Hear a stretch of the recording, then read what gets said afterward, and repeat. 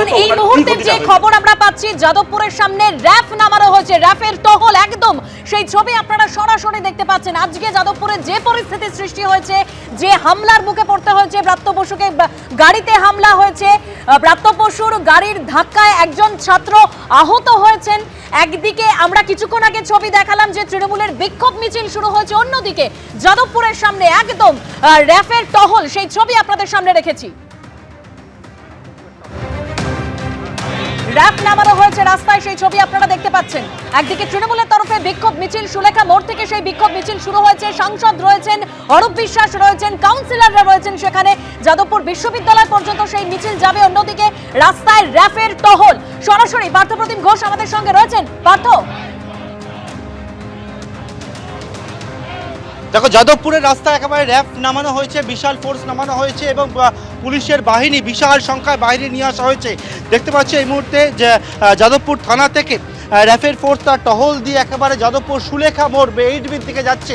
কারণ হচ্ছে সেটা হচ্ছে যে তৃণমূল কংগ্রেসের তরফ থেকে অরূপ বিশ্বাসের নেতৃত্বে একটা মিছিল হচ্ছে এবং অন্যদিকে একেবারে যাদবপুর থানা, সেই থানার সামনে ছাত্রছাত্রীরা তারা অবরোধ করে রেখেছে এবং সেইখানে কিন্তু সেই মিছিলও যাদবপুর থানার দিকে আসার কথা রয়েছে।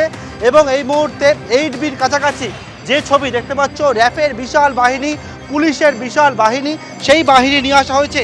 যাদবপুর বিশ্ববিদ্যালয়ে আজকে একেবারে ধুন্ধুমার পরিস্থিতি তৈরি হয়। শিক্ষামন্ত্রী ব্রাত্য বসুর গাড়িতে ভাঙচুর চালানো হয় এবং পাশাপাশি উনি জানান যে উনি আহত হয়েছেন। তৃণমূলের একের পর এক যে অফিস ঘর রয়েছে, শিক্ষাবন্ধু সমিতির অফিস ঘরে ভাঙচুর করে অগ্নিসংযোগ করে দেওয়া হয়। রাস্তা অবরুদ্ধ হয়ে রয়েছে, সম্পূর্ণ ফাঁকা রাস্তা। কারণ হচ্ছে একেবারে 8বি যাদবপুর থানার যে মোড়, যেটা অত্যন্ত গুরুত্বপূর্ণ রাস্তা, সেই রাস্তা সম্পূর্ণভাবে যান চলাচল প্রায় 1 ঘন্টা হতে চললো বন্ধ হয়ে রয়েছে। সেখানে পড়ুয়ারা অবরোধ করে রেখেছে। তারা দাবি জানাচ্ছেন যে ছাত্রদের উপরে হামলা হয়েছে।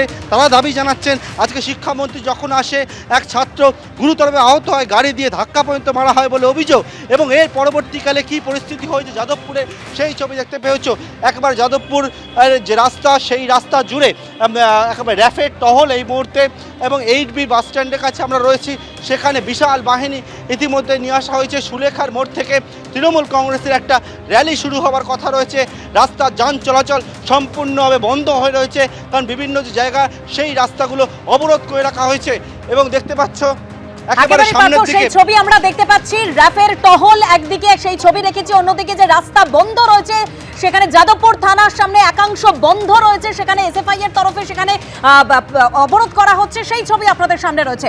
মণিশঙ্কর চট্টোপাধ্যায়, আমি তো সেটাই বলছিলাম যে এই যে অসভ্যতামিগুলো করেছে, অসভ্যতামিগুলো তখন বলে আমার বেলায় কথা বলছে। আমি বলছি যে অসভ্যতামিগুলোর জন্যই তো সিপিএম পার্টি আমাদের রাজ্য থেকে চিরতরে চলে গেছে। আমি অবাক হয়ে যাই যে এখনো পর্যন্ত সিপিএম এর কোন লোক তাদের হয়ে কথা বলে।